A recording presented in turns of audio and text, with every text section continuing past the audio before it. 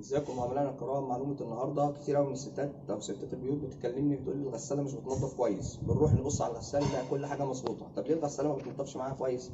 علشان حضرتك ما بتسيبيش شبر فاضي ما بين سقف الغسيل وما بين اخر الغسيل من فوق ولاخر الحلة، فبتحط كمية غسيل كده زيادة عن اللزوم. طب ايه اللي بيحصل لما بتعملي كده اهو؟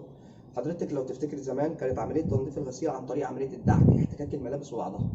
وعمليه تنظيف الملابس دلوقتي في الغساله الفول اوتوماتيك بتتم عن طريق احتكاك الغسيل في بعضه اثناء ما الغساله بتلف شمال ويمين بالبطيء. الغسيل بيقعد يتقلب ويحتك في بعضه. هي دي عمليه الدعك. لما حضرتك بتحط كميه غسيل اكتر من اللازم، الغسيل كله في بعضه يبقى عامل كده ويفضل يلف وهو حته واحده.